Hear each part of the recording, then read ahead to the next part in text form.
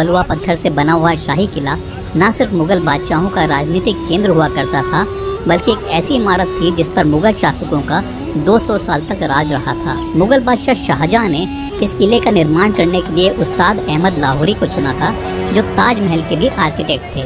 करीब 250 एकड़ में फैला हुआ ये भव्य किला मुगल राजशाही और अंग्रेजों के खिलाफ गहरे संघर्ष की दास्तान बयां करता है। हिंदुस्तान की जंग आज़ादी का गवाह रहा ये लाल किला सौंदर्य और अनुपम का एक अनूठा उदाहरण है और इसका इतिहास बेहद दिलचस्प है। तो आइए जानते हैं।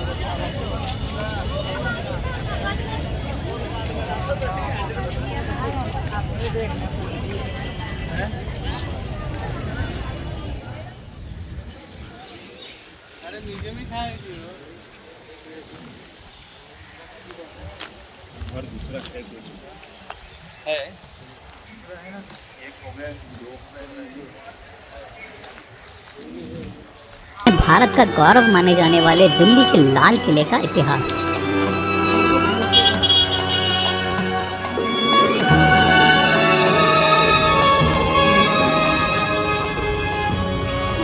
मुगल बादशाह बाबर की 7 पीढ़ियों ने शासन किया था।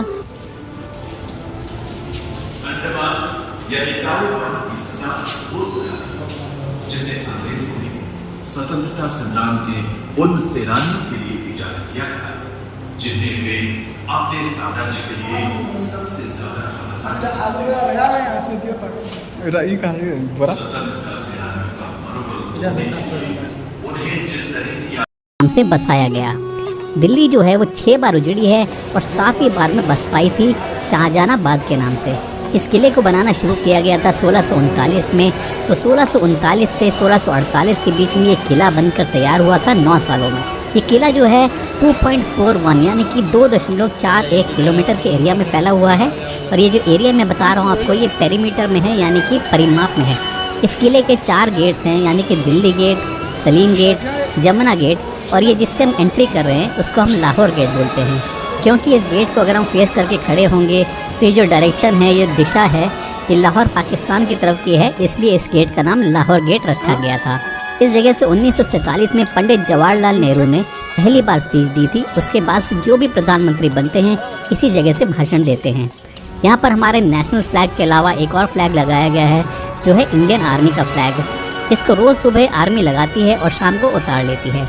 ये है छत्ता चौक मीना बाज़ार। शाहजहां की 2 बेटियां थी, रोशनारा और जहानारा, और ये मार्केट उन्हीं के लिए लगाया गया था। इस मार्केट में लेडीज़ आइटम बिकता था, जैसे कि ज्वेलरी हो गया, डायमंड्स, पर्स, बर्तन वगैरह, इस तरह की चीज़ें यहाँ पर मिलती थी। तो लेडीज़ ही यहाँ पर बेचती थी और लेडीज़ ही इनको खरीदती थी। जेंट्स की यहाँ पर बिल्कुल एंट्री नहीं थी। ये जो बिल्डिंग है ये है नौबत खाना, इसको नक्कार खाना, वेलकम गेट, स्वागत कक्ष, तो इसको रिसेप्शन एरिया माना जाता था उस टाइम पे। इस बिल्डिंग में हर रविवार को सुबह से शाम तक ड्रम बजाए जाते थे, क्योंकि शाहजहां का जन्म रविवार को हुआ था। और आम तौर पे किसी का भी बर्थडे हम जैसे मनाते हैं तो साल में 1 बार मनाते हैं, लेकिन बादशाह का जो जन्मदिन होता था वो हर हफ्ते मनाया जाता था। आप जैसे फिल्मों वगैरह में देखते होंगे, जैसे बोला जाता है कि बामुलाइजा होशियार, तो यहाँ से अनाउंसमेंट किया जाता था। इस जगह से जो है अनाउंसमेंट होता था। ये जितनी भी पेंटिंग्स देख रहे हैं आप,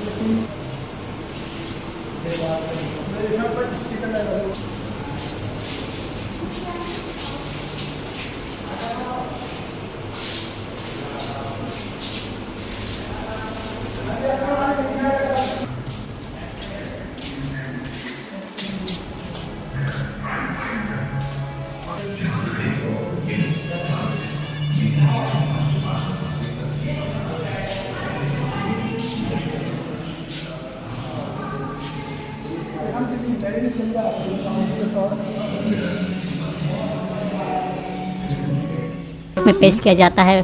उसके बाद सज़ा होती है तो जेल में भेज दिया जाता है, वरना रिहा कर दिया जाता है। तो कुछ समय के लिए कैदी को यहाँ रखा जाता था और जब उसको सज़ा हो जाती थी तो आगरा जेल में शिफ्ट कर दिया जाता था। जैसे कि अकबर के दरबार में तानसेन हुआ करते थे, वैसे ही शाहजहां के दरबार में आरफयू थे, जो कि ग्रीक नागरिक थे। तो आरफ्यू जो थे वो वायलिन इतनी अच्छे बजाते थे कि सारे यहाँ के पंछी इकट्ठे हो जाते थे। इसकी जो पीछे की दीवार आप देख रहे हैं उस पर फूल वगैरह बनाए गए हैं, पंछी वगैरह बनाए गए हैं और ऊपर की तरफ उनको वायलिन बजाते हुए भी दर्शाया गया है।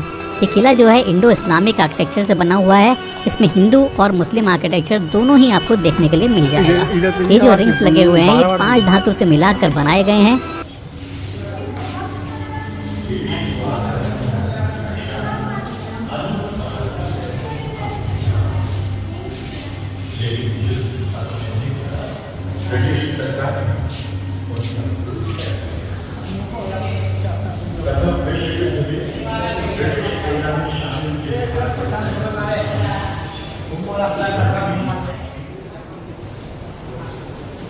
ताकि लोहा गले ना, इनमें कर्टेंस लगाए जाते थे और ये हाथी के सूंड की शेप देखिए पत्थरों के सपोर्ट में बनी हुई है क्योंकि इसको शुभ माना जाता है।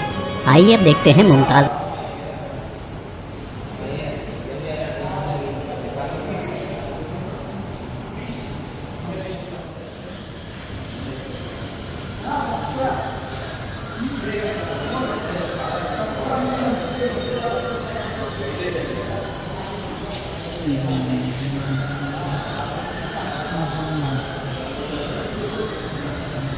ওখানে কি সোঁপ